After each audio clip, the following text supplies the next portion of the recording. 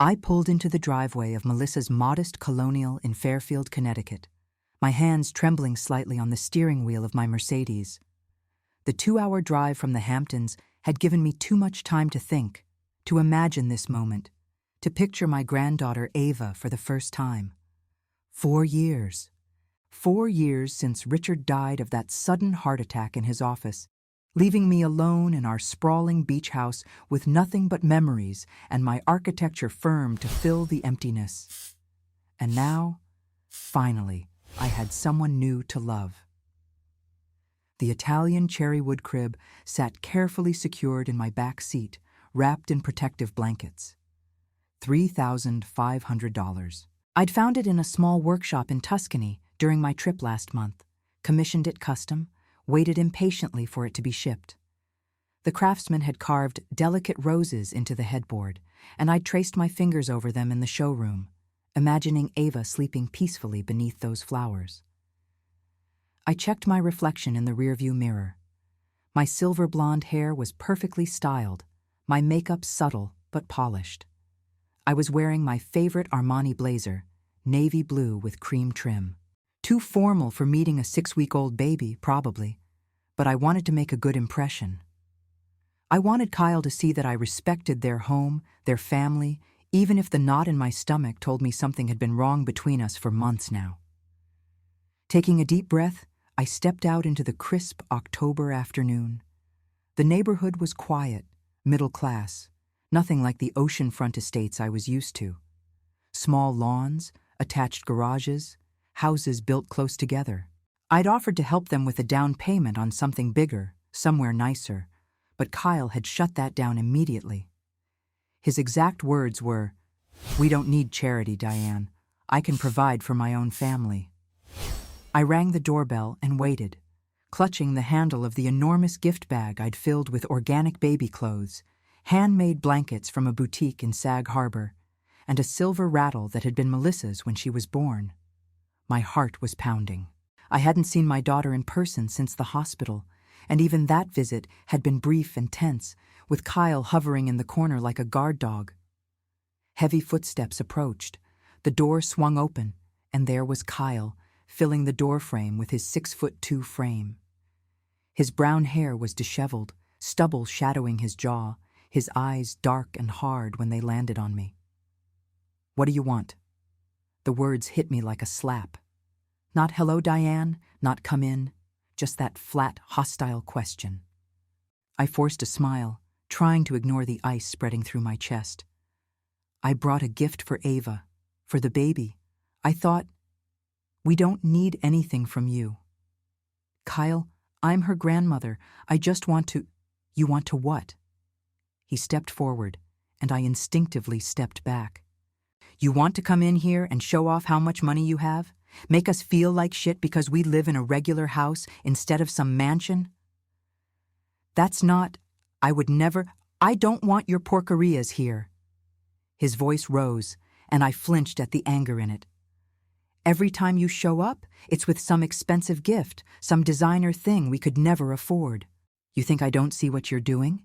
You think I don't know you're trying to prove I'm not good enough for your daughter?" My throat tightened.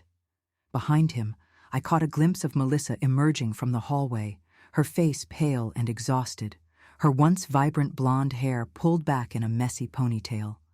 She was wearing sweatpants and an old t-shirt, and she'd lost weight, so much weight that her collarbones jutted sharply beneath the fabric.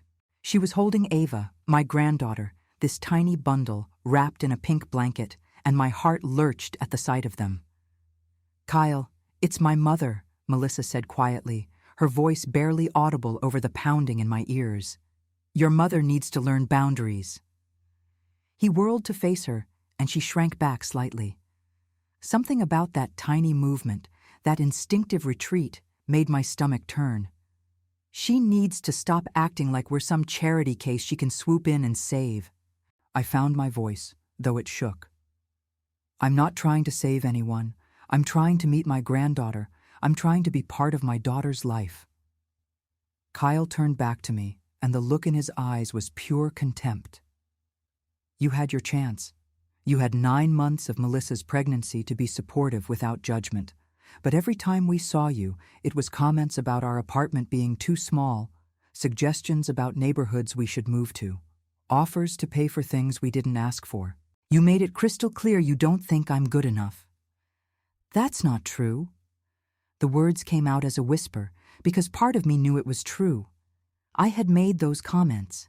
I had worried about their small apartment, about Kyle's sales job that seemed to keep him stressed and traveling constantly, about whether they were really ready for a baby. But I'd only said those things out of love, out of concern for my daughter. "Go away before I call the police," Kyle said flatly. The world tilted. "You can't be serious." "I'm dead serious. You're not welcome here. Not today, not ever. You want to be in Ava's life? Then stop trying to buy your way in and start showing some respect for the family we've built without your help." I looked past him to Melissa, silently begging her to intervene, to tell him he was being ridiculous, to invite me in. But she just stood there, tears sliding down her cheeks, clutching Ava tighter. She wouldn't meet my eyes. "Melissa." My voice broke on her name. "I think you should go, Mom." The words were so soft I almost didn't hear them. Kyle's right. We need space right now. The gift bag slipped from my fingers, landing on their doormat with a soft thud. I stared at my daughter, at this woman I'd raised alone after her father's death, this brilliant, talented girl I'd sent to architecture school, who'd once told me I was her hero. And she was choosing him. She was choosing this man who was screaming at her mother on their doorstep over me. "Melissa!" "Please, Mom, just go." Kyle slammed the door in my face.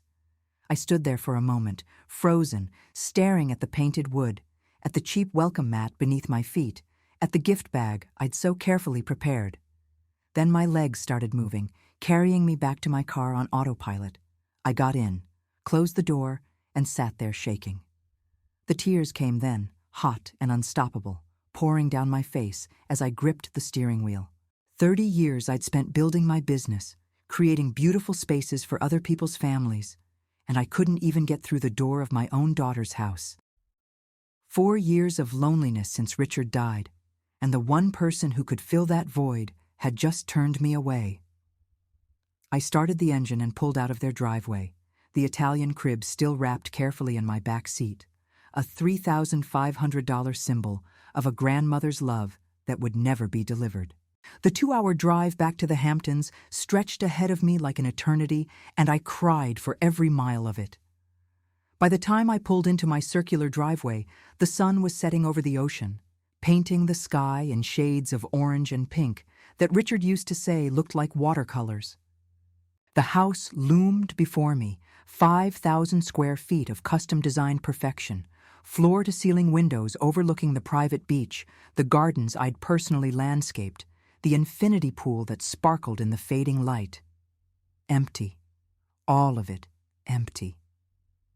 I left the crib in the car and went straight inside, kicking off my heels in the marble foyer, not caring where they landed. My office was at the end of the hallway, the one room in this massive house that felt truly mine. Architectural drawings covered the walls, awards lined the shelves, photos of completed projects filled albums stacked on my desk. Diane Westbrook Design, 28 years of work, countless satisfied clients, features in Architectural Digest and Elle Decor. And I couldn't fix my own family. I sat at my desk and opened the bottom drawer where I kept the photo albums I couldn't bear to display. Pictures of Richard and me on our wedding day, both of us so young and hopeful. Pictures of Melissa as a baby, a toddler, a teenager. Pictures of the 3 of us on family vacations, at her graduation, at her first job. And then, more recently, pictures of just the 2 of us after Richard died. Melissa holding my hand at the funeral. Melissa helping me sort through his clothes. Melissa promising she'd always be there for me. When had that changed? When had I become the enemy? I thought back over the past 2 years, trying to pinpoint the moment things went wrong. Melissa had met Kyle at some tech conference, come home gushing about this charming sales manager who made her laugh, who was different from the architects and designers she usually dated. I'd been happy for her, genuinely happy, even though something in my gut whispered caution when I first met him at dinner. He'd been polite that night, charming even, but I'd noticed the way his smile never quite reached his eyes when I talked about my business, the subtle tension in his shoulders when the waiter brought the check and I picked it up without hesitation. I'd noticed the too casual comment about how nice it must be to have money handed to you, the barely concealed resentment when Melissa mentioned I'd bought my house with cash after a particularly profitable year. "Nobody handed me anything," I'd said gently, trying not to let the words sting. "I started my firm with a $10,000 loan and worked 16-hour days for a decade to build it." "Of course," Kyle had said, but his tone suggested he didn't quite believe me. The engagement happened fast, just 8 months after they met. Melissa showed me her ring, a small diamond on a thin band, and I'd made the mistake of asking if she wanted to upgrade it, offering to cover the cost. The look Kyle gave me across the dinner table could have frozen fire. "The ring I gave her is perfect," he'd said coldly. "Not everyone needs a 5-carat rock to prove they're loved." I'd tried to apologize, tried to explain I only wanted Melissa to have something that would last, something she could pass down to her own daughter someday. But the damage was done. From that moment on, every gesture I made was interpreted as criticism, every offer of help seen as an insult to his manhood. The wedding was small, despite my offer to pay for something bigger. The apartment they moved into was cramped, despite my suggestions about better neighborhoods. And when Melissa got pregnant, unplanned and earlier than they'd hoped, Kyle made it clear that my involvement would be minimal.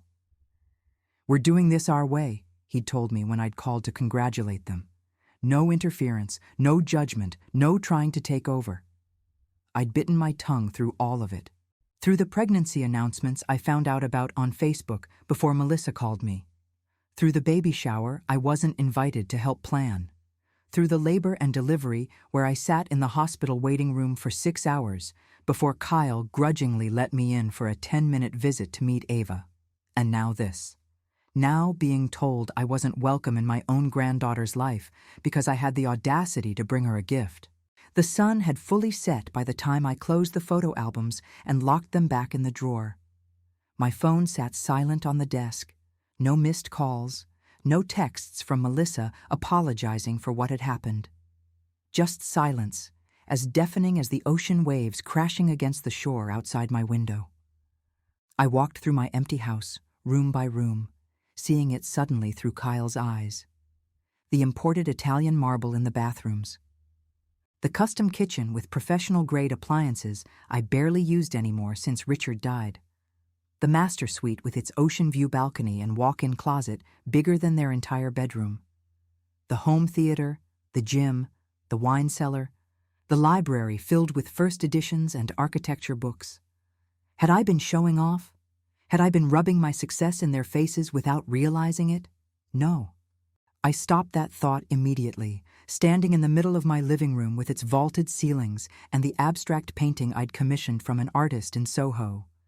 No, I had worked for every single thing in this house. I had earned it through talent and determination and countless sacrifices. Richard and I had built our lives together through hard work, not handed wealth. And if my success made Kyle uncomfortable, that was his problem, not mine. But it had become Melissa's problem. And now it was Ava's problem too. I sank onto my white leather sofa and stared at the ceiling, exhaustion washing over me. 6 weeks. My granddaughter was 6 weeks old, and I'd seen her for exactly 10 minutes through a haze of hospital antiseptic and Kyle's disapproving glares. I didn't know if she looked like Melissa or Kyle. I didn't know if she was a good sleeper or colicky. I didn't know her favorite toy, or whether she smiled yet, or what her cry sounded like when she was hungry versus tired. I knew nothing about my own granddaughter because my daughter's husband had decided I wasn't worthy of being in their lives. The tears started again, and this time I let them come, ugly crying into the expensive throw pillows until my throat was raw and my eyes were swollen. The house was dark around me. No lights on except the ambient glow from the pool area outside, and I felt the loneliness like a physical weight crushing my chest. This wasn't how it was supposed to be. Richard and I had talked about grandchildren, about how we'd spoil them rotten, take them on trips, teach them about art and architecture and the importance of building something meaningful with your life. He was supposed to be here for this. He was supposed to help me navigate this impossible situation with his calm rationality and diplomatic charm. But Richard was gone, and I was alone. And my daughter had chosen a man who saw my love as a threat. I must have fallen asleep on the couch, because the next thing I knew, morning light was streaming through the windows, and my phone was buzzing with notifications. For a wild moment, I thought maybe Melissa had called. Maybe she'd come to her senses and wanted to apologize. But when I checked, it was just work emails, a few texts from colleagues, nothing from my daughter. The days blurred together after that. I threw myself into my business with the same intensity that had built my empire in the first place. New client consultations, site visits, design presentations. I worked 14-hour days, stayed at the office until midnight, took projects I normally would have delegated just to keep my mind occupied. My team started giving me concerned looks, asking if I was okay, but I smiled and assured them everything was fine. Everything was not fine. But what was I supposed to say? That my daughter had abandoned me? That I was being punished for being successful? Weeks turned into months. October became November, then December. The holidays approached, and I prepared myself for spending them alone. I sent a Christmas gift to Melissa's house anyway, a beautiful handmade quilt for Ava, and it was returned unopened with a note in Kyle's handwriting. We asked you to respect our boundaries. I spent Christmas Day in my empty house, catering from a local restaurant, sitting untouched on my dining room table, and seriously considered selling everything and moving to Italy, where at least I'd have the excuse of distance to explain why I didn't see my family. But I didn't, because some stubborn part of me refused to give up, refused to let Kyle's insecurity and my daughter's weakness drive me away from the life I'd built. And then, 6 months after that awful day on their doorstep, my phone rang. I was in my office reviewing blueprints for a Tribeca penthouse renovation when my phone buzzed on the desk. Melissa's name flashed on the screen, and my heart stopped. 6 months. 6 months of silence, of returned gifts, of wondering if I'd ever hear from her again. My hand shook as I reached for it. Melissa? Mom. Her voice was thin, strained, desperate in a way that immediately triggered every maternal instinct I had. Mom, I know I don't have any right to ask this. I know I have no right to call you after everything, but I need help. I sat up straighter, my pulse racing. What's wrong? Is Ava okay? Are you hurt? We're fine, physically. But Mom, Kyle lost his job 3 weeks ago, and I just found out yesterday. He's been hiding it from me, leaving the house every morning like he was going to work.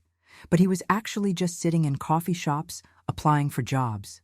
And now the daycare payment bounced, and I got a call from them this morning saying we have 2 days to pay or they're dropping Ava from the program. The words tumbled out in a rush, and I could hear her crying, trying to hold it together and failing.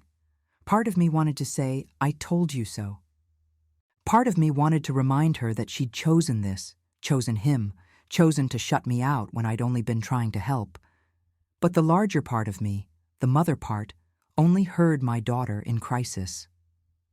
How much do you need? I asked, already pulling up my bank account on my computer. No, Mom, I'm not asking for money. I can't. Kyle would... She trailed off, and that pause told me everything I needed to know about the state of her marriage. I need you to watch Ava. Just for a few weeks, maybe a month, until I can find a different daycare or Kyle finds a new job.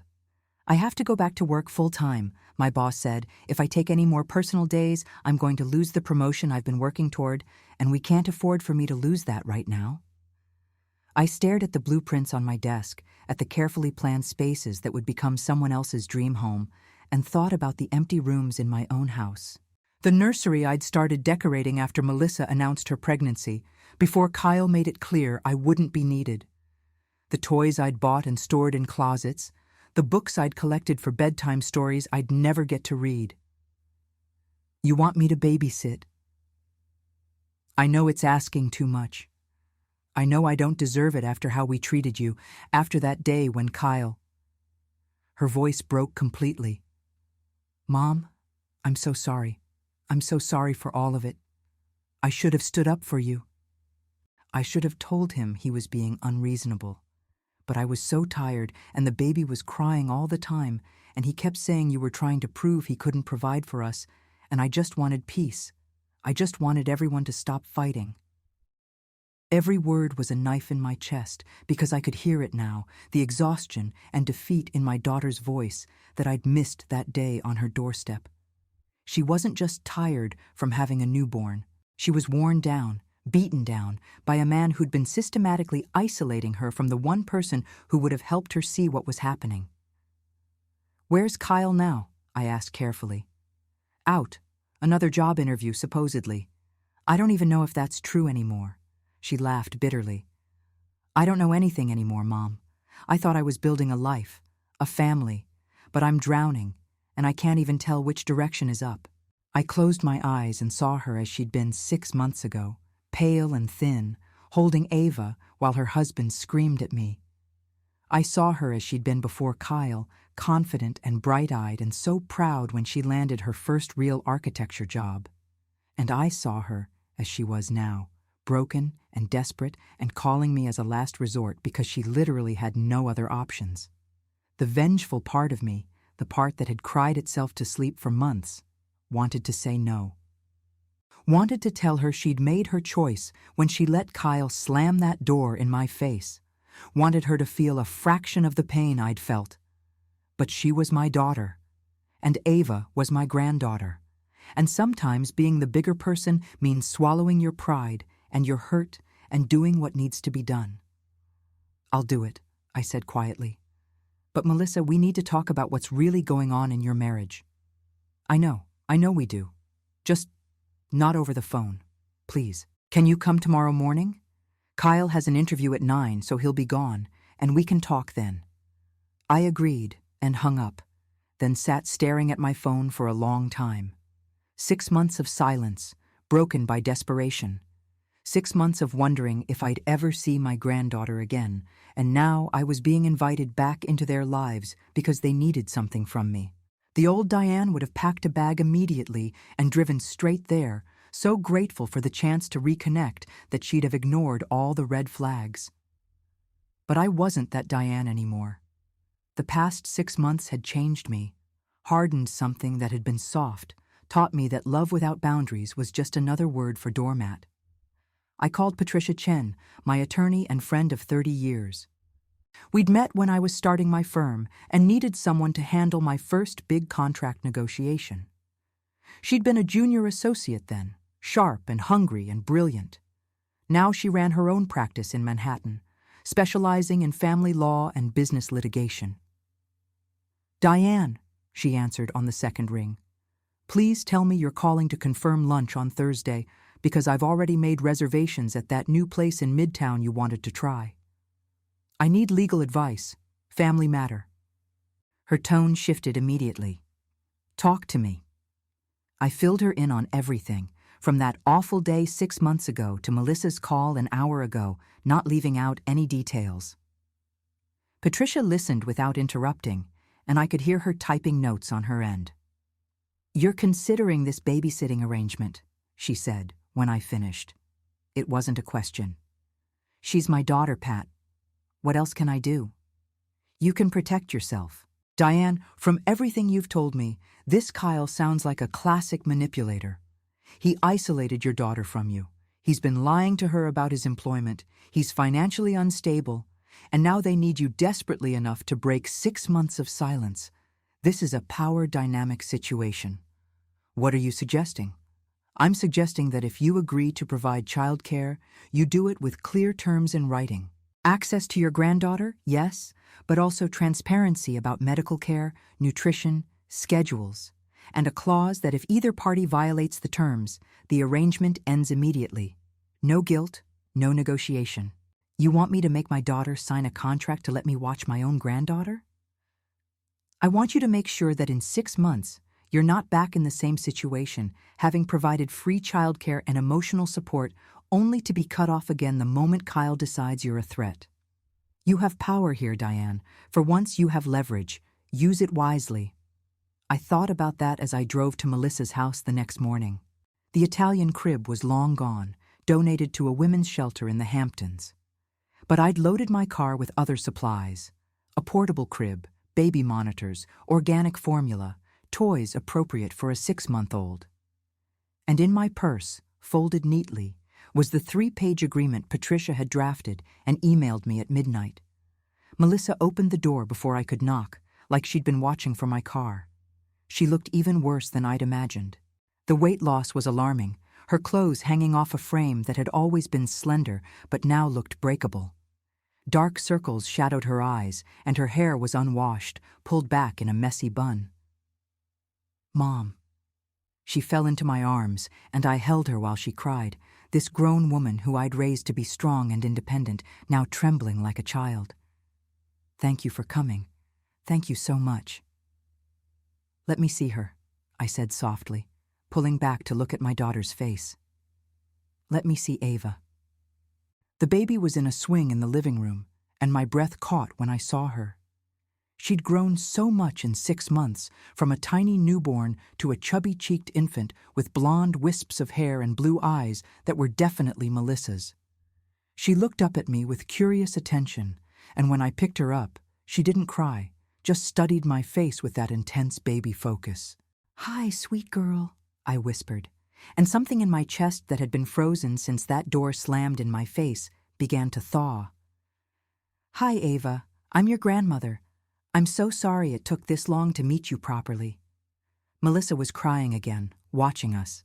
She's beautiful, isn't she? Even when everything else is falling apart, she's just perfect.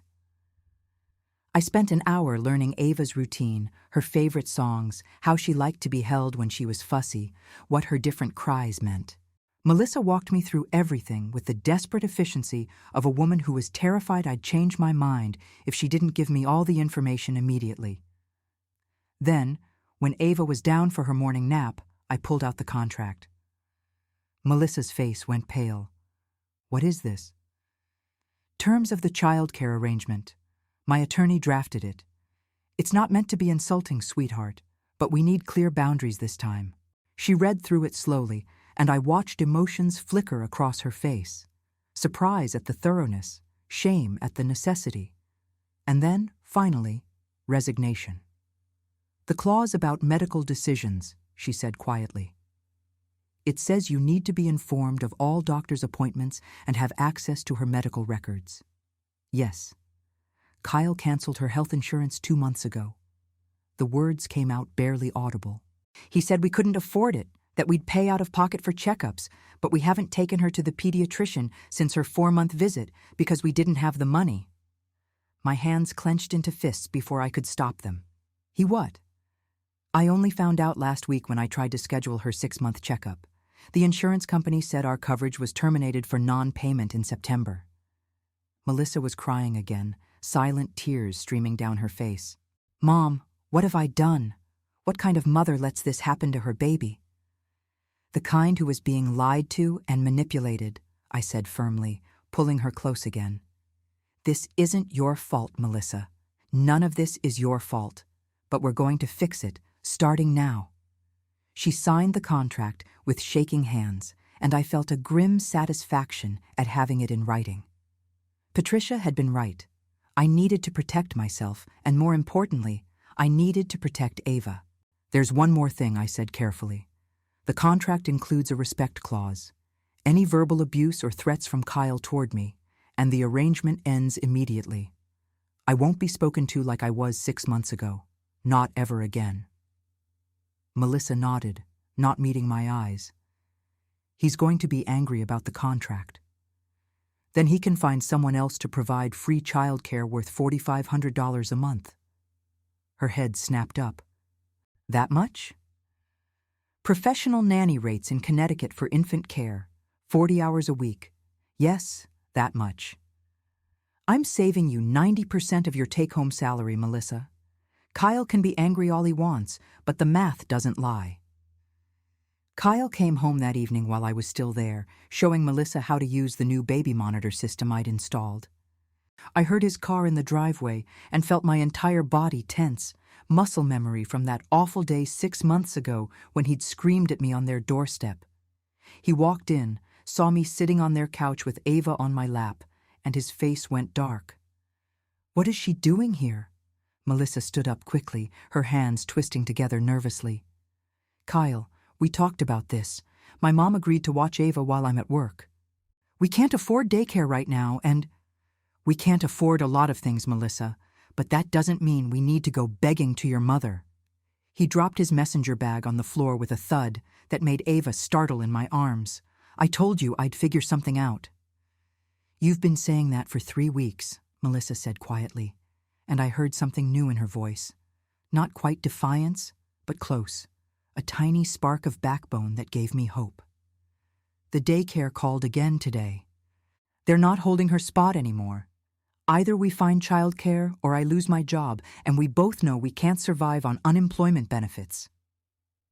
Kyle's jaw clenched, and he turned to look at me with pure hatred in his eyes.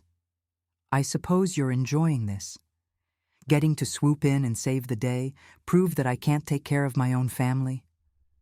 I stood up carefully, settling Ava against my shoulder. "I'm enjoying meeting my granddaughter properly for the first time in 6 months. Everything else is irrelevant to me." "Bullshit.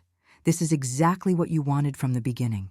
You never thought I was good enough for Melissa, and now you get to be right." "Kyle," Melissa started, but he cut her off. "Did you tell her? Did you tell your mother about the insurance?" Melissa went white. I felt Ava's little hand grip my blazer, and I forced myself to stay calm, to keep my voice level, even though I wanted to scream at this man who'd put my granddaughter at risk. "She told me," I said quietly, "and I've already made an appointment with my pediatrician for Ava's 6-month checkup on Thursday. I'll be adding her to my supplemental insurance policy, which I maintain specifically for situations like this. We don't need your charity. It's not charity. It's called being a grandmother. It's called making sure my granddaughter gets proper medical care. You think you're so much better than us, don't you?" Kyle took a step closer, and I instinctively stepped back, putting the coffee table between us. "Living in your mansion in the Hamptons, driving your Mercedes, wearing your designer clothes. You love rubbing it in our faces." "I have never once rubbed anything in anyone's face," I said, my voice harder now. "I worked for everything I have. I built my business from nothing. And if my success makes you uncomfortable, that says more about you than it does about me." "Mom," Melissa said, her voice pleading, "Kyle, please. Can we not do this right now?" But Kyle wasn't listening. He was staring at the baby monitor on the coffee table, the high-end model with video and temperature sensors that I'd bought that afternoon. "What the hell is this?" "A baby monitor, so I can make sure Ava is safe when she's sleeping at my house." "Your house? She's not staying at your house." "Yes, she is," Melissa said, and now there was definitely defiance in her voice. "We agreed, Kyle. Mom is going to watch her during the day while I'm at work, and some nights when I have to work late on the Fletcher project, it's already decided." "You decided without me?" "You decided to lose your job without telling me, so I'd say we're even." The silence that followed was explosive. Kyle's face went from angry to murderous, and I saw Melissa realize she'd gone too far, saw her physically brace herself for what was coming. I'd seen that body language before, in consultations with clients whose marriages were ending, in friends who'd stayed too long with the wrong men. "Melissa," I said quietly, "why don't you gather Ava's things? I'd like to take her home with me tonight. Get her settled. Start establishing a routine." "She's not going anywhere," Kyle said. "Actually, she is." I reached into my purse and pulled out the contract, still folded neatly. "Melissa signed an agreement this morning outlining the terms of the childcare arrangement. It includes overnight stays when necessary, full medical decision-making authority to be shared between Melissa and myself, and a respect clause that states if you threaten me or speak abusively to me, the arrangement terminates immediately. I watched him read it, watched the color rise in his face as he got to the part where Patricia had valued my services at $4,500 monthly. This is insane. You actually made her sign a contract? My attorney suggested it to protect everyone involved. Your attorney? He laughed, bitter and harsh. Of course you have an attorney. Probably have a whole team of them, right? Ready to swoop in and destroy our family? I have one attorney who's been my friend for 30 years and who wants to make sure I don't get hurt again. I held his gaze steadily. The same way you hurt me 6 months ago when you screamed at me and threatened to call the police for bringing a gift to my newborn granddaughter. Melissa gasped softly. Kyle, you didn't. Please tell me you didn't actually threaten to call the police. He did, I said before Kyle could answer. And he told me my gifts were porquerias and that I wasn't welcome in your home ever again. And you stood there and let him, Melissa. You stood there holding your baby and told me to leave. The tears were streaming down my daughter's face now, and I felt a grim satisfaction at finally saying it out loud, finally naming what had happened instead of swallowing it down and pretending it was okay. I'm sorry, Melissa whispered. Mom, I'm so sorry. Sorry doesn't fix it, but this does. I gestured to the contract. Clear boundaries, clear expectations, clear consequences if those boundaries are violated. I will be in Ava's life. I will help you, Melissa, because you're my daughter and I love you. But I will not be disrespected in the process. Kyle crumpled the contract and threw it on the floor. I'm not agreeing to this. You don't have to, I said calmly. Melissa already did. She's Ava's mother. And unless you want to explain to a judge why you think your unemployed, uninsured, financially unstable opinion should override hers, I suggest you accept the help being offered. The threat was subtle, but unmistakable. Kyle heard it, and something shifted in his expression, from anger to something more calculating. Fine, take the baby for tonight. But this doesn't mean I trust you. The feeling is mutual, I said pleasantly, and gathered Ava's diaper bag while Melissa packed her overnight things. 20 minutes later, I was driving back to the Hamptons with my granddaughter sleeping peacefully in a car seat I'd bought that afternoon. State-of-the-art safety ratings and all the features the parenting blogs recommended. I kept glancing in the rearview mirror at her, this perfect little person who'd been kept from me for 6 months because of one man's insecurity and pride. The first week of the arrangement was tense but functional. Melissa dropped Ava off at my house every Monday morning, exhausted and apologetic, and picked her up Friday evening, even more exhausted but marginally less apologetic. I established routines, took Ava to her checkup where the pediatrician confirmed she was healthy but behind on her vaccinations, and spent my days working from home with a baby monitor next to my laptop. It was exhausting in a way I hadn't anticipated. I was 57 years old, not a young mother anymore, and caring for an infant full-time while trying to run my business stretched me thin. But every time Ava smiled at me, every time she reached for me when she was upset, every time she fell asleep on my chest after her bottle, I felt the loneliness that had consumed me since Richard's death ease just a little. The second week, Melissa started arriving later for pickup, staying for dinner, opening up about what was really happening in her marriage. Kyle was spiraling, she told me, drinking more, sleeping less, applying for jobs but getting rejected over and over. He'd been fired from his previous position for missing quota 3 quarters in a row, and the termination was on his record, making it nearly impossible to find something comparable. He's angry all the time, Melissa said one Friday evening, watching Ava play with blocks on my living room floor. At me, at you, at the world. Last night he told me if I'd just been more supportive, if I'd believed in him more instead of running to my rich mother, he wouldn't be in this position. That's manipulation, sweetheart. Classic blame shifting. I know. I do know that, intellectually. But when he says it, when I'm exhausted and overwhelmed and barely holding it together, Part of me wonders if he's right. I pulled her close. This daughter I'd raised to be strong, who'd somehow lost herself in a marriage to a weak man. He's not right. None of this is your fault. You didn't lose his job. You didn't cancel Ava's insurance. You didn't create this situation. The third week, I noticed bruises on Melissa's arms. Small ones, finger-shaped, the kind you get from someone grabbing you too hard. When I asked about them, she pulled her sleeves down and changed the subject, but I saw the truth in her eyes before she looked away. I called Patricia that night after Melissa left. "He's hurting her," I said without preamble. "Not hitting her, not yet, but grabbing her hard enough to leave marks. What do I do?" "Document everything.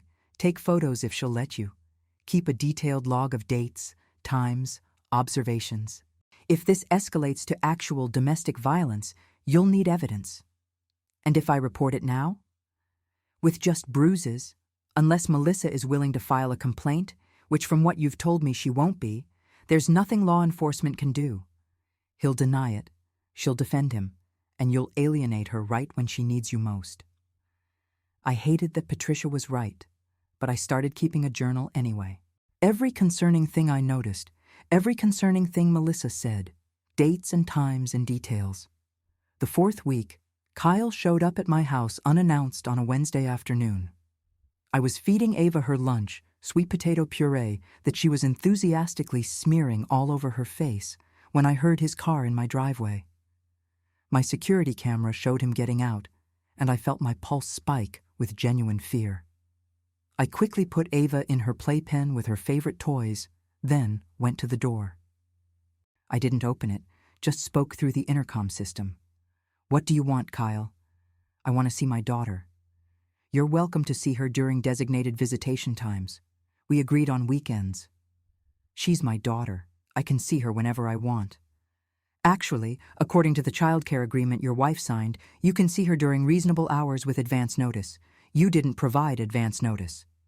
"Open the goddamn door, Diane." "No. If you want to see Ava, coordinate with Melissa. If you don't leave my property in the next 60 seconds, I'm calling the police." He stared at the camera, and I saw something unstable in his expression, something that made my hands shake as I pulled out my phone. "You turned my wife against me," he said, his voice low and dangerous. "You've been waiting for this, haven't you? Waiting for me to fail so you could swoop in and take over. I'm going to count now, Kyle. 60, 59, 58. You can't keep me from my daughter. 57, 56, 55. He got back in his car at 42, peeling out of my driveway fast enough to leave tire marks. I called Melissa immediately. He was just here, showed up unannounced, demanding to see Ava. I sent him away, but, "Melissa, he's not stable. You need to know that." There was a long silence on her end. "I know, Mom. I know he's not stable. He's been getting worse every day. This morning he punched a hole in our bedroom wall because I asked him if he had any interviews lined up." "Melissa, I can't talk about this right now. I'm at work. But Mom, don't let him in.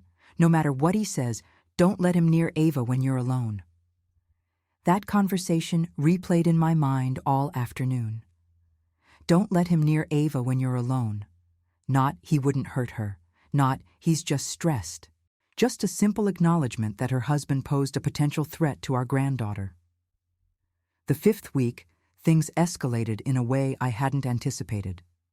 I got a call from my bank on a Tuesday morning, informing me that someone had attempted to use my credit card information to make a purchase for $3,500. The charge was declined because it was flagged as suspicious, but when they told me what the purchase was for, online gambling site, my blood ran cold. I checked my security camera footage from the previous Friday when Melissa and Kyle had picked up Ava together.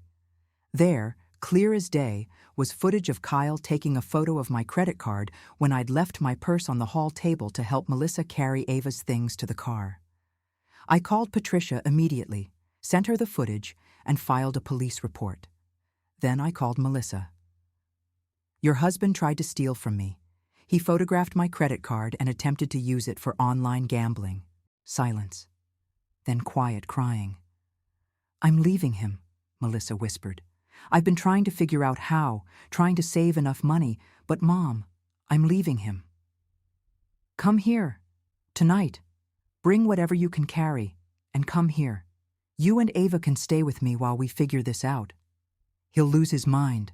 He'll completely lose it. Let him. We'll get a restraining order. We have documentation now, the credit card fraud, the attempted trespassing, everything. Patricia can have papers filed by tomorrow morning. I'm scared. I know, baby, but you're not alone anymore. You have me, and I'm not going anywhere. That night, Melissa showed up at my door with 2 suitcases, Ava's car seat, and a black eye she tried to hide under makeup. She told Kyle she was going to her mother's for the night to help with the baby, and he'd hit her for the first time, told her if she walked out that door, she'd better not come back. So she didn't. We sat in my kitchen until 3 a.m, Ava sleeping upstairs in the nursery I'd prepared months ago, and Melissa told me everything. Every lie, every manipulation, every time he'd made her feel small or stupid or worthless. Every time he'd isolated her from friends, from colleagues, from me. Every financial decision he'd made without her knowledge, every debt he'd hidden, every promise he'd broken. I saw the red flags, she said, staring into her tea. That first dinner when he made the comment about your money, I saw it. When he got angry about the ring upgrade offer, I saw it. When he didn't want you at the baby shower, I saw it. But I told myself I was being paranoid, that you were being overprotective, that he was just stressed or insecure or adjusting to having a rich mother-in-law. He targeted you, I said gently. Men like Kyle seek out successful women with resources because they want what you have. And when they can't earn it themselves, they try to control the woman who has it instead. I wasted 2 years of my life. You have Ava. That's not a waste. She looked up at me, tears streaming down her face, and I saw my daughter clearly for the first time in 2 years. Not the diminished version Kyle had created, but the strong, intelligent, capable woman I'd raised. I'm sorry, Mom, for everything, for choosing him over you, for letting him treat you that way, for being so weak. You weren't weak. You were manipulated by someone who's very good at manipulation. But you're here now, and we're going to fix this. Together. Patricia arrived at 8 the next morning with a folder full of documents. Restraining order petition, divorce papers, custody agreement, giving Melissa full physical and legal custody with supervised visitation only for Kyle. We had the credit card fraud documentation, the security footage of him at my house, the photos I'd taken of Melissa's bruises over the past weeks, my detailed journal entries. This is airtight, Patricia said, spreading everything across my dining room table. He's going to fight it, but he doesn't have a leg to stand on. Unemployed, history of financial fraud, documented domestic violence, attempted theft. Any judge in the state will grant this order. Melissa signed the papers with shaking hands, and I held Ava while Patricia explained what would happen next. Emergency restraining order today, full hearing in 2 weeks, divorce proceedings to follow. It would be ugly and painful and difficult, but it would end with Melissa and Ava safe. The court granted the emergency order that afternoon. Kyle was served at 4 p.m. while he was at a coffee shop, the one where he'd apparently been spending his days pretending to job hunt while actually drowning in online gambling debts. According to the process server, he'd crumpled the papers and screamed that his mother-in-law had destroyed his life, that Diane Westbrook would pay for this. When Patricia called to tell me about Kyle's reaction, I felt a chill run down my spine. Increase your security, she said seriously. Men like this, when they lose control, they lash out. Make sure all your cameras are working. Consider hiring private security for a few weeks. Don't go anywhere alone. You think he'd actually hurt me? I think he blames you for everything, and desperate people do desperate things. Better safe than sorry. That night, I installed additional cameras, activated the full security system Richard had insisted on but I'd never used, and slept with my phone on my nightstand and Patricia's number on speed dial.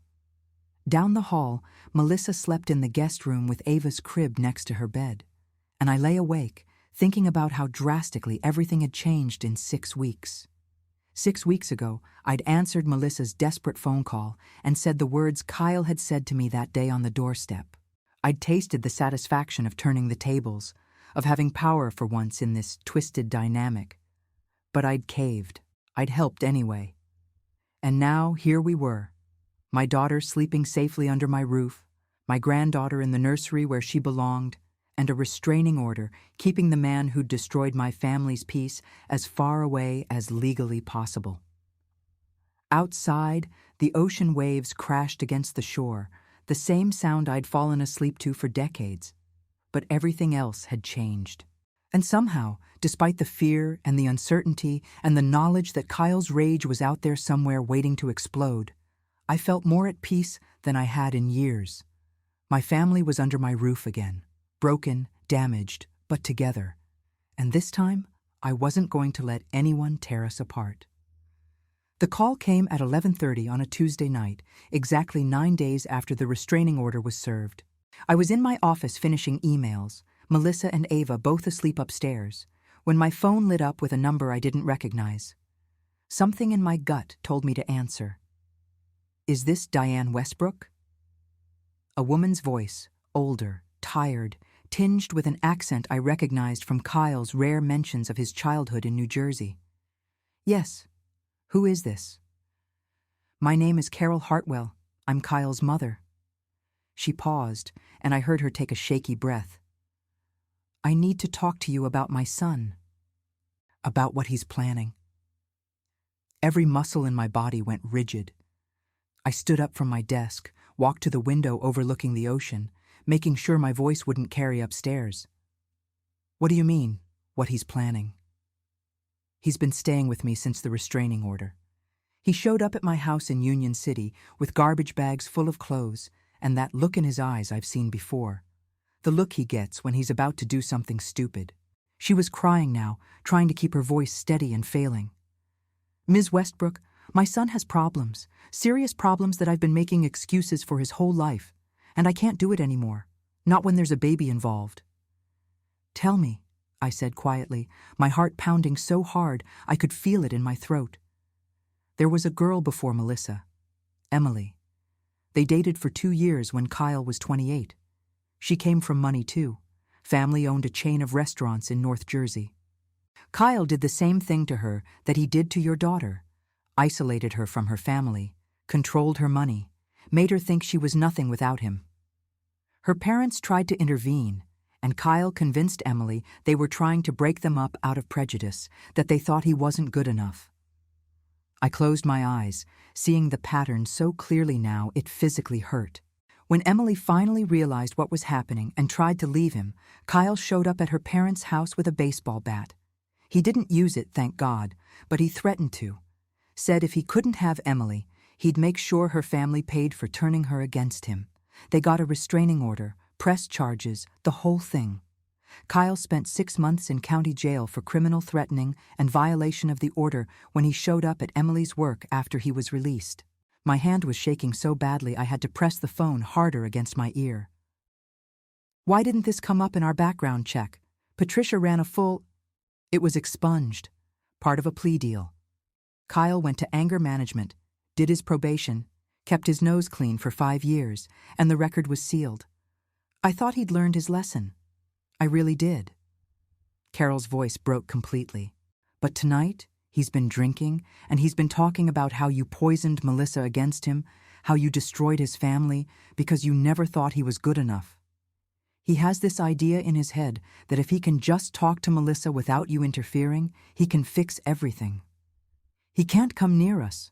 The restraining order... He doesn't care about the restraining order. That's what I'm trying to tell you. He's talking about driving out there tomorrow, about confronting you at your house, about making you understand what you've done. And Ms. Westbrook, when Kyle gets like this, when he's been drinking and obsessing, he doesn't think straight. I've seen him break things, hurt people, do things he swears later he didn't mean to do. The floor felt unsteady beneath my feet. You need to call the police. If he's making threats, and tell them what? That my son is angry and talking big? They won't do anything until he actually violates the order. I know how this works. I've been down this road before. Carol took another shaky breath. I'm calling you because I need you to understand what my son is capable of when he feels cornered. Emily ended up in therapy for 3 years after what Kyle put her through. She tried to kill herself 6 months after the restraining order expired because she was so traumatized by the stalking, the threats, the feeling of never being safe. I felt bile rise in my throat. This was the man my daughter had married. This was the man I'd let hold my granddaughter. I tried to warn Melissa before the wedding, Carol continued. I called her, asked to meet for coffee, wanted to tell her about Emily. But Kyle found out and told Melissa I was mentally ill, that I'd been hospitalized for delusions, that nothing I said could be trusted. He forbade me from contacting her again, and like a coward, I listened. I was so afraid of losing my son completely that I let him destroy another woman's life. Why are you telling me this now? Because I saw a photo of that little baby on Facebook. One of Melissa's friends posted it before the account went private. And I thought about Emily, who'll never have children now because she's too afraid to trust anyone after what Kyle did to her. I thought about how I stayed silent before and someone almost died because of it. Carol's voice hardened with something like resolve. I'm not staying silent this time. You need to know what you're dealing with. You need to protect your daughter and that baby. And you need to do it now, tonight, because I don't know how much time you have before Kyle makes his move. I was already walking toward the stairs, heading for Melissa's room. What exactly did he say? His exact words. He said, "That rich bitch thinks she can take my family away from me. I'm going to show up at her mansion and make her regret the day she ever interfered in my marriage. She wants to play hardball? I'll show her hardball." Then he went out to his car and came back in with something wrapped in a towel. I didn't see what it was, but it was heavy, metal maybe. He put it in his backpack. My blood turned to ice. Where is he now? Passed out drunk in my basement. But Ms. Westbrook, when he wakes up, I don't know what he's going to do. I don't know if tonight was just talk or if he's actually going to follow through. But I couldn't live with myself if something happened, and I hadn't warned you. I reached Melissa's room, pushed the door open quietly. She was sleeping curled around Ava, both of them peaceful and unaware of the threat gathering like a storm in a basement 40 miles away. "Thank you for calling," I said to Carol, my voice steadier than I felt. "You did the right thing." I should have done the right thing 2 years ago. I should have told Melissa everything before she married him. I should have... You're doing it now. That's what matters. I hung up and immediately called Patricia, then 911, then the private security company Richard had used for high-profile projects. Within 20 minutes, my house was being transformed into a fortress. 2 security guards were en route, police were notified about the potential threat and Kyle's history, and Patricia was calling in favors to get an emergency hearing scheduled for first thing in the morning to modify the restraining order to include Carol's testimony about Kyle's previous violence. Melissa woke up when I came back into her room to explain what was happening. I watched the color drain from her face as I told her about Emily, about the baseball bat, about Kyle's threats tonight. "He's going to kill us," she whispered, clutching Ava tighter. "Mom, he's actually going to kill us." "No," I said firmly, sitting on the edge of her bed and taking her hand. "He's not, because now we know what we're dealing with, and we're prepared. Carol gave us a gift tonight. She gave us warning, and we're going to use it." I spent the rest of the night downstairs with the security guards, watching the camera feeds, waiting for Kyle's car to appear in my driveway. He never came. But at 6 in the morning, Patricia called with news that made my stomach drop. Kyle had been arrested at 4 a.m. trying to break into Melissa's old apartment. The new tenant had heard someone trying to jimmy the door lock and called police. When they arrived, they found Kyle with a crowbar, a backpack containing zip ties and duct tape, and a hunting knife with an 8-inch blade. He'd been looking for Melissa, at our old address, with weapons and restraints. "He's in custody now," Patricia said, her voice grim. "They're holding him on breaking and entering, violation of the restraining order, and possession of burglary tools." When they searched his mother's house, They found notebooks full of rambling entries about you and Melissa, detailed plans about confronting you, maps of your property with notes about security cameras and entry points. I looked up at the ceiling, toward the room where my daughter and granddaughter were sleeping, safe for now because of one woman's courage to finally tell the truth about her son. He was going to hurt us, I said quietly. Really hurt us. Yes, Patricia said. He was, but he didn't, because his mother loved her granddaughter more than she loved protecting her son's secrets. And now, he's going to prison for a very long time. I thought about Carol Hartwell, sitting in her small house in Union City, knowing she'd just destroyed her relationship with her only child to save people she'd never met. I thought about the courage that must have taken, the weight of that decision. And I thought about the Italian crib that had started all of this, the gift that was rejected 6 months ago with such venom and hatred. How something meant to be an expression of love had been twisted into proof of unworthiness by a man who couldn't bear the thought of anyone having more than he did. The turning point wasn't the restraining order or the divorce papers or even Melissa finally leaving. The turning point was Carol Hartwell picking up the phone and choosing truth over comfortable lies, choosing protection over loyalty, choosing to break the cycle she'd enabled for 32 years. Sometimes the people who save you aren't the ones you expect. Sometimes they're the ones who've been silent for too long and finally find their voice. The courtroom was smaller than I'd expected, fluorescent lights humming overhead, institutional beige walls that had probably witnessed thousands of family tragedies, just like ours. I sat in the front row directly behind Patricia, my hands folded in my lap to keep them from shaking.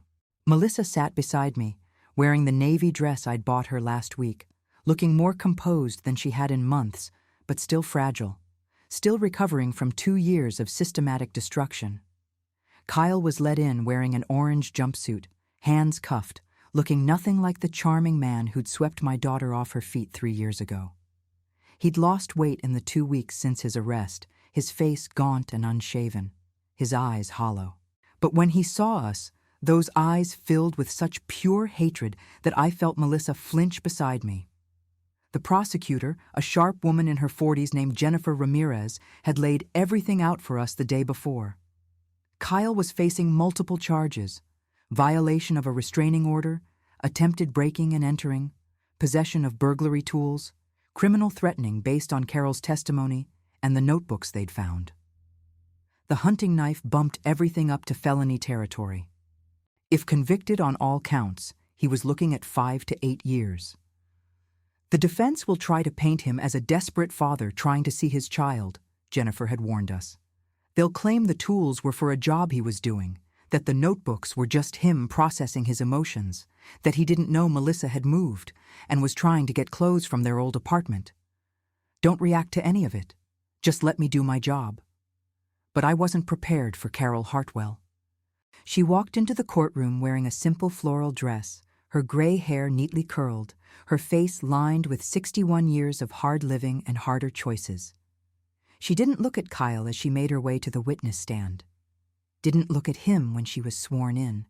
Didn't look at him as she sat down and folded her hands exactly the way I'd folded mine. Jennifer approached her gently. "Mrs. Hartwell, can you state your relationship to the defendant?" "I'm his mother." Carol's voice was steady but quiet. "I'm Kyle Hartwell's mother." "And you contacted Diane Westbrook on the night of November 15th, is that correct?" "Yes." "Can you tell the court what prompted that call?" Carol took a breath, and I saw her hands tighten in her lap. "My son came to stay with me after the restraining order was served. He was angry, drinking heavily, talking about how his mother-in-law had destroyed his life. On the night of November 15th, he was particularly intoxicated and started making threats about confronting Ms. Westbrook at her home. When I saw him pack something heavy into his backpack and heard the specific nature of his threats, I became concerned for the safety of my daughter-in-law and granddaughter." "Had you seen your son behave this way before?" Kyle's lawyer stood up. "Objection, Your Honor. The witness's observations of unrelated past events." "Your Honor, Jennifer cut in smoothly. The witness's observations establish a pattern of behavior directly relevant to assessing the credibility of the defendant's claim that he meant no harm. The judge, a stern-looking woman in her 60s, nodded. "I'll allow it. The witness may answer." Carol looked directly at the judge, still not at her son. "Yes, I've seen Kyle like this before, with his previous girlfriend, Emily Chen. The relationship followed the same pattern: isolation, financial control, escalating anger when she tried to leave. When Emily's parents intervened, Kyle made threats against them. He showed up at their home with a baseball bat. He was arrested and served 6 months in county jail." The courtroom went absolutely silent. Kyle's lawyer looked like he'd been hit with that baseball bat himself. Jennifer pulled up documents on the screen at the front of the courtroom. "These are sealed juvenile and expunged adult records that we've been granted permission to unseal for this hearing. Mrs. Hartwell, are you testifying that your son has a documented history of domestic violence and criminal threatening?" "Yes." Carol's voice finally cracked. "And I stayed silent about it when he started dating Melissa because I was afraid of losing my son. I was afraid he'd cut me out of his life completely if I warned her. But when I saw that baby's picture, when I realized history was repeating itself, and this time there was a child involved, I couldn't stay silent anymore." "Why not?" "Because Emily Chen tried to kill herself 6 months after Kyle's restraining order expired.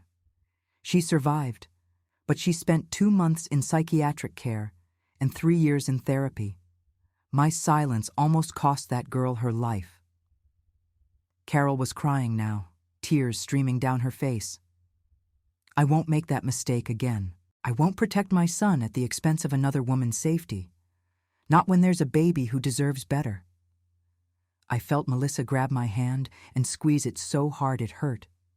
On the stand, Carol was sobbing openly, and even the judge looked affected.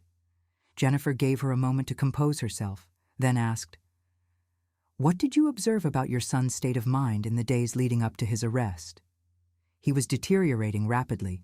Obsessive, paranoid, convinced that Diane Westbrook had orchestrated some grand conspiracy to destroy him. He had notebooks full of writings about her, diagrams of her property, plans for confronting her.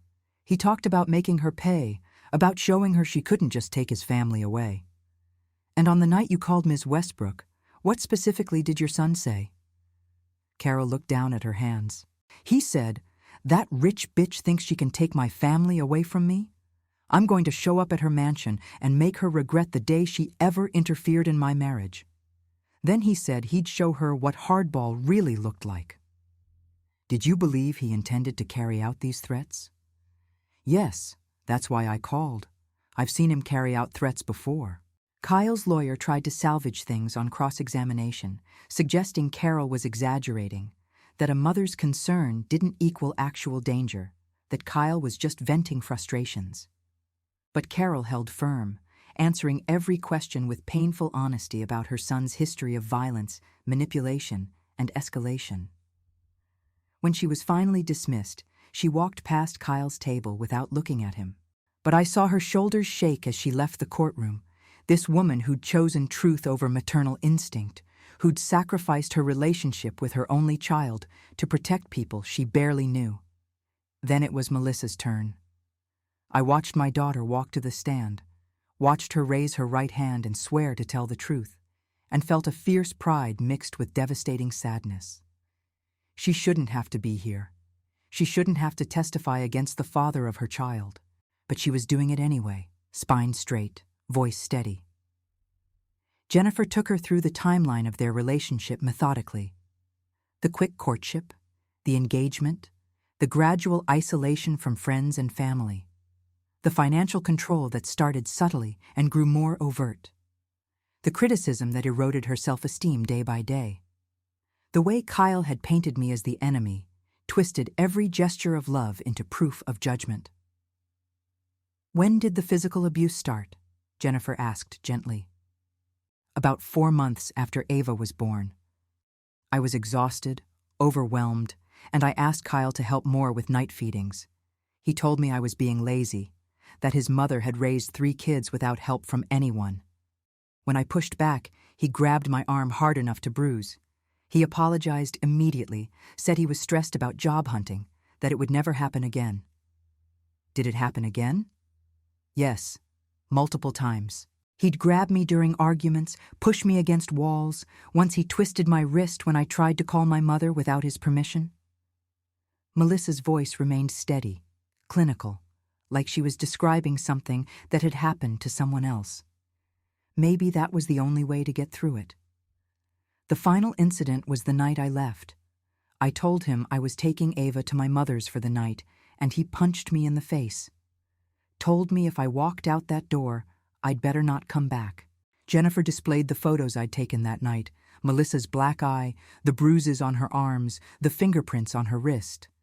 The judge leaned forward, studying them carefully. "Miss Hartwell, did you feel safe in your marriage?" "No, I felt trapped. Kyle had isolated me so effectively that I felt like I had nowhere to go, no one to turn to. He'd convinced me that my mother looked down on us, that asking for help would prove him right about me being spoiled and weak. It wasn't until Ava's health insurance was canceled and I had to call my mom that I realized how much he'd been lying about everything." Kyle's lawyer stood up for cross-examination, and I braced myself for what was coming. "Ms. Hartwell, isn't it true that you signed a contract with your mother regarding childcare arrangements?" "Yes. A legal document drafted by her attorney, outlining terms and conditions for her to watch her own granddaughter." "Yes, to protect both of us and establish clear boundaries after months of—" "A simple yes or no, please. You signed a contract. Doesn't that suggest your mother is somewhat controlling, as my client claimed?" Jennifer was on her feet. "Objection. Calls for speculation." Sustained. But Kyle's lawyer pressed on. "You come from wealth, correct? Your mother is quite successful financially?" "My mother built her business from nothing. She earned everything she has." "But you grew up with advantages. Private schools, nice homes, opportunities my client never had."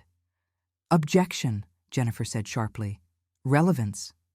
Your Honor, I'm establishing context for the cultural and economic differences that created tension in this marriage." The judge looked skeptical, but allowed it. Melissa sat up straighter.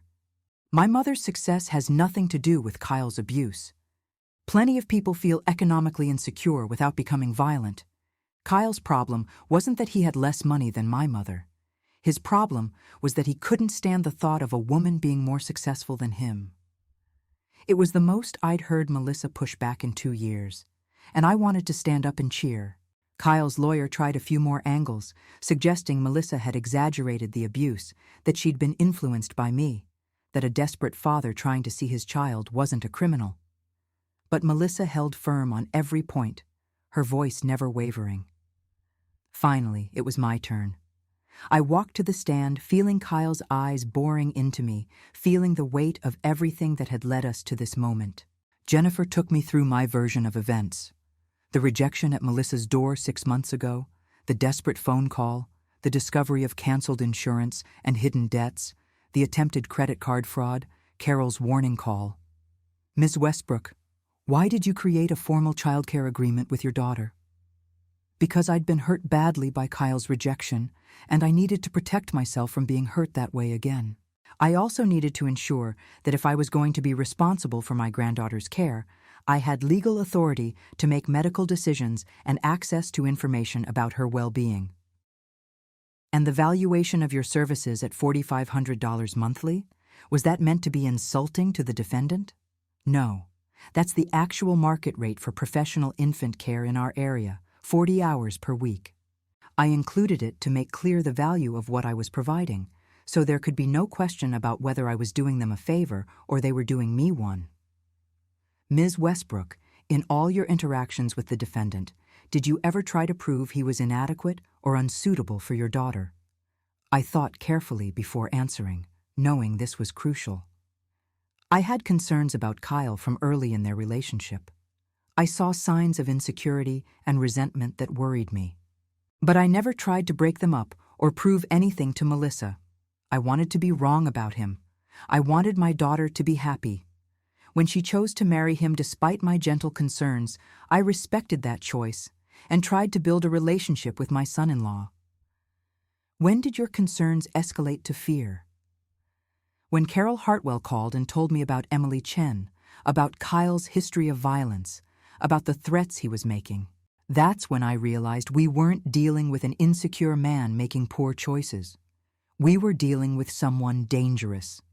Kyle's lawyer came at me hard on cross-examination, trying to paint me as a controlling wealthy woman who'd never accepted her daughter's husband, who'd used my money and influence to destroy their marriage.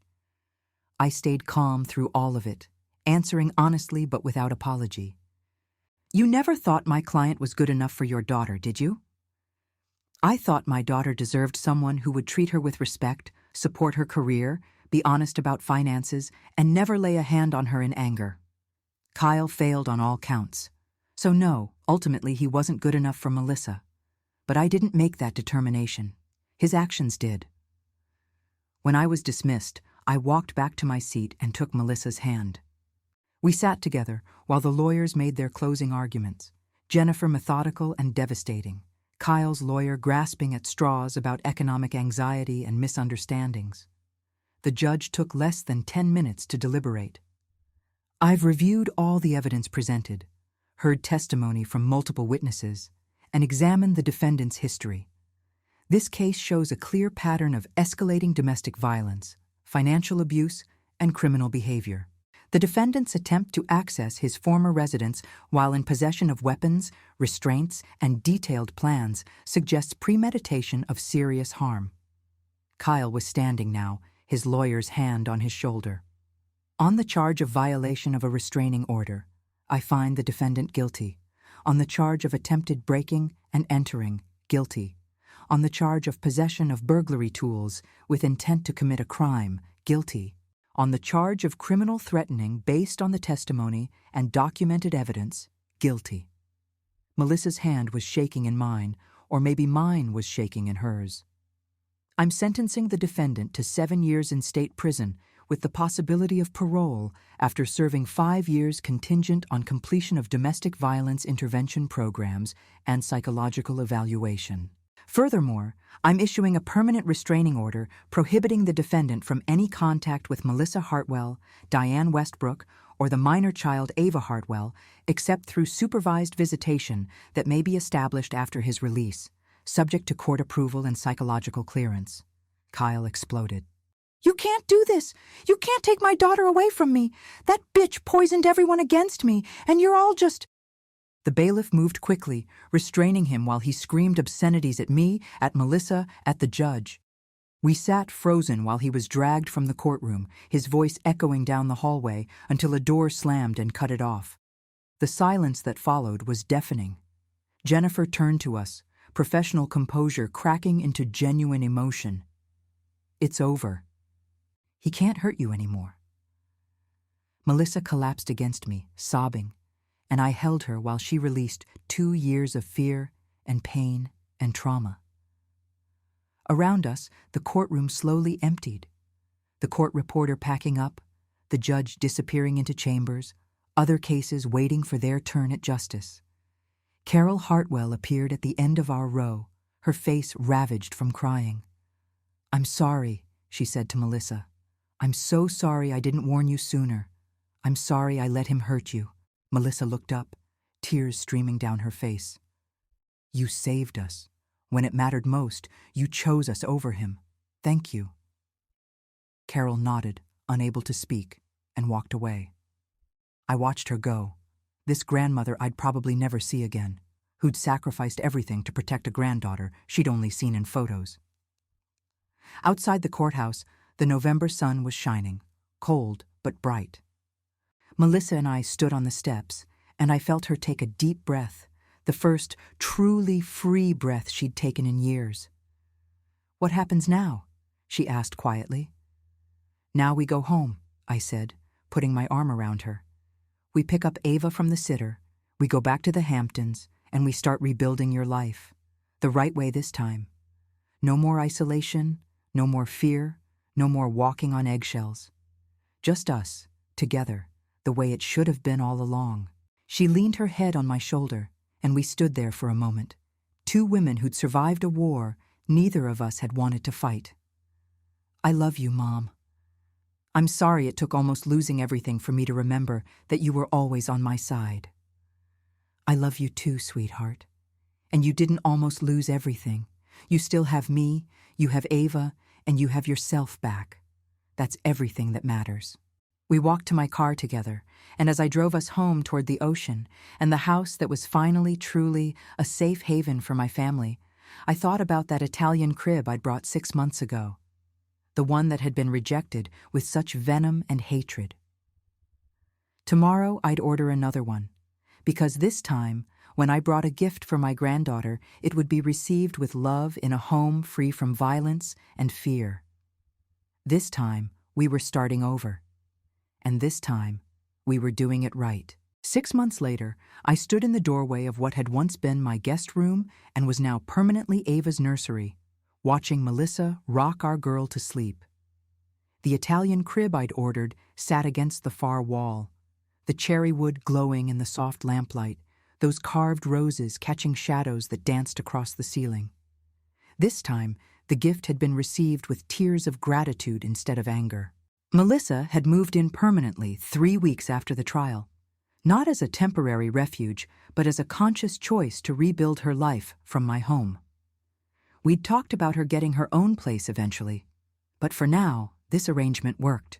She needed the support, I needed the company, and Ava needed to be surrounded by stability and love. "She's getting so big," Melissa whispered, standing carefully and placing Ava in the crib. At 13 months old, our girl was walking now, babbling constantly, her personality emerging more every day. She had Melissa's blue eyes and blonde hair, but thankfully, that's where the resemblance to Kyle ended. Her temperament was pure joy, curious and affectionate and fearless in the way only toddlers can be. We tiptoed out together, leaving the door cracked and the monitor on. Downstairs, I'd prepared tea and put out the lemon cake Melissa had been craving all week. These quiet evenings had become our routine, the two of us talking after Ava went to bed, rebuilding the relationship that Kyle had systematically tried to destroy. "I got the promotion," Melissa said as we settled onto the sofa, her feet tucked under her. "Marcus called me into his office this afternoon and made it official. Senior architect, my own team, 15% raise."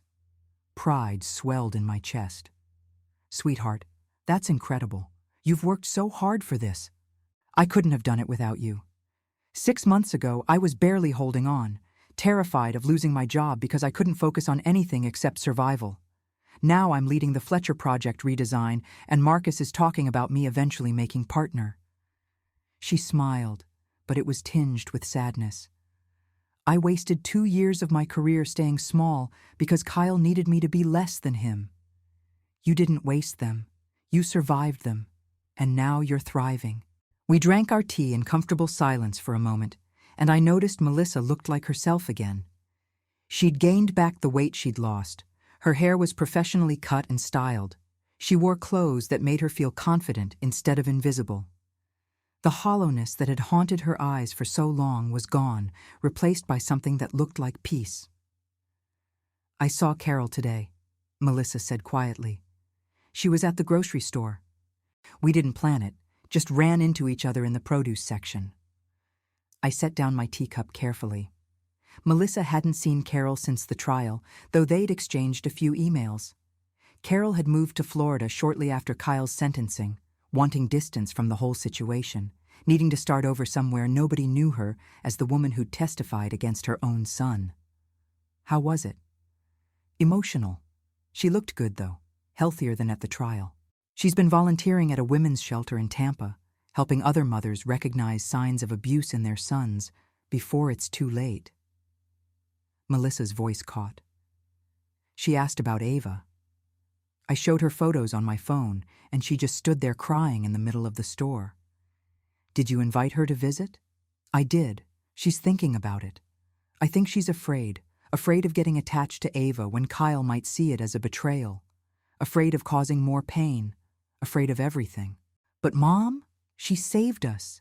She deserves to know her granddaughter." I thought about that, about Carol's impossible choice and the price she was still paying for doing the right thing. Then we'll make sure she knows she's welcome here. Not just for a visit, but as part of Ava's life. That little girl deserves to know there's goodness on both sides of her family tree. Melissa nodded, wiping her eyes. Kyle's mother did more for us than Kyle's father ever did for him. Maybe that's the whole problem. He never learned what unconditional love actually looks like. We'd talked a lot about Kyle in therapy, both individual and family sessions. Melissa was working through the trauma with Dr. Sarah Morrison, a specialist in domestic violence recovery, while I'd been seeing someone to process my own guilt and anger about not intervening sooner. We were healing, slowly but steadily. "Patricia called this morning," I said, changing the subject to something less heavy. "The divorce is final. All the paperwork went through. You're officially free." Melissa closed her eyes, and I saw relief wash over her face. I kept waiting for him to contest it from prison, to find some way to drag it out, to maintain control even from behind bars. I can't believe it's actually over. It's over. You're Melissa Westbrook again, single mother, senior architect, living your best life in a beach house with your mom and daughter. She laughed, the sound light and genuine. "When you put it that way, it sounds pretty good." It is pretty good. Different from what you imagined at 27 when you thought you were building a traditional family, but good nonetheless. Better, actually. I'm not walking on eggshells anymore. I'm not second-guessing every word, every purchase, every decision. I'm just living, and it's amazing how exhausting it was to not be allowed to just live. My phone buzzed with a text from Patricia. "Confirmed for tomorrow, 2 p.m. She's excited to meet you both." "Emily's coming tomorrow," I told Melissa, showing her the message. "Are you sure you're ready for this?" Melissa had reached out to Emily Chen 2 months ago, after getting her contact information through Patricia's careful networking. Emily had been hesitant at first, understandably traumatized by anything connected to Kyle, but eventually agreed to meet. She wanted to help Melissa heal, wanted to know that speaking up about Kyle's history had actually protected someone. I'm ready.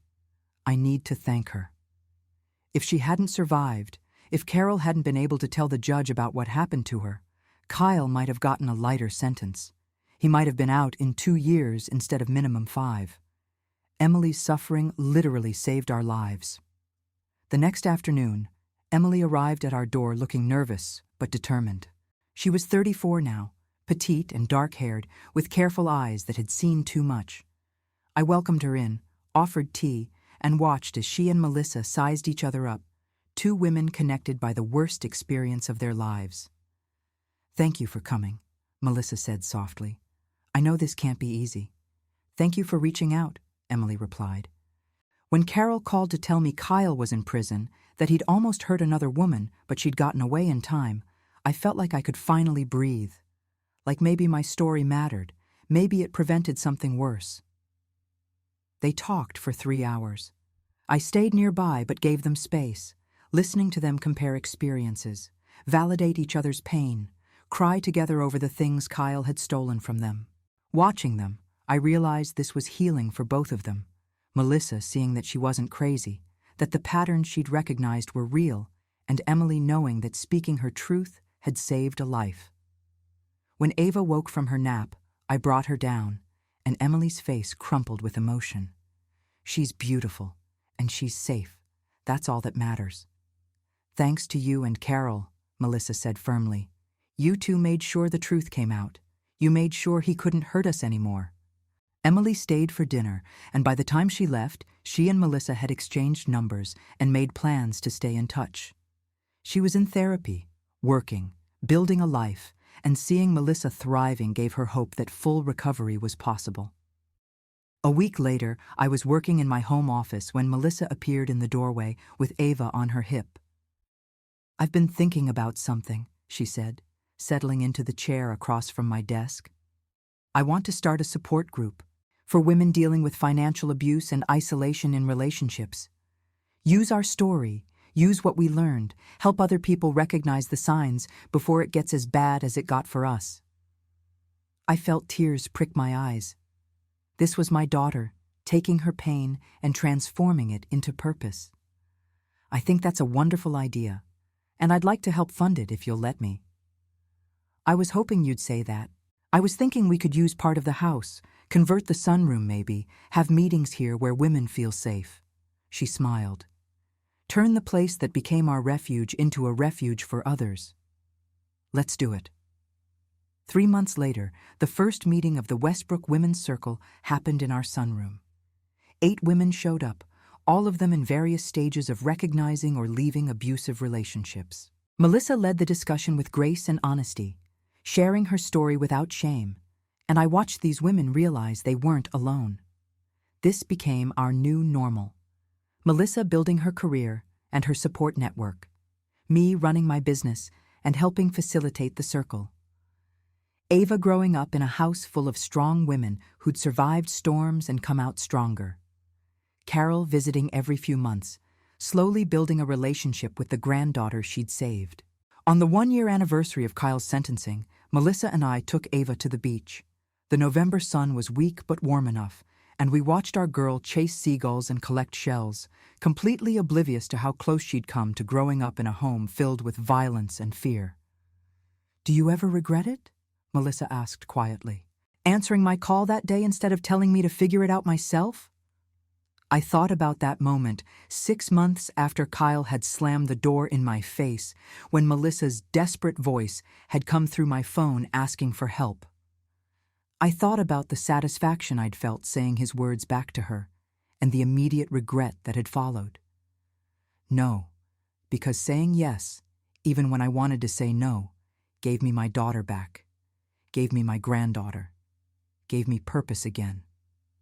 I squeezed her hand. Sometimes the hardest thing and the right thing are the same thing. "He's up for his first parole hearing in 4 years, Melissa said. "Part of me is terrified he'll get out early. And we'll be ready if he does. Restraining orders in place, security systems updated, support networks strong. But Melissa, he doesn't get to steal any more of our peace. We've built something beautiful here, something he can never touch." She leaned her head on my shoulder, watching Ava spin in circles on the sand, arms outstretched, laughing at nothing and everything. "I brought you a present once," I said softly, "and had a door slammed in my face. But you know what? That door slamming was the beginning of the end of your nightmare. If Kyle had let me in that day, had accepted the crib and maintained the facade, you might have stayed trapped for years longer.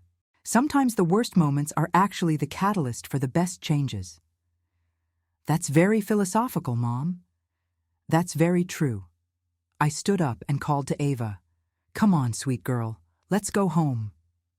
She toddled toward us on unsteady legs, falling once and popping right back up with a resilient laugh that reminded me exactly of Melissa at that age.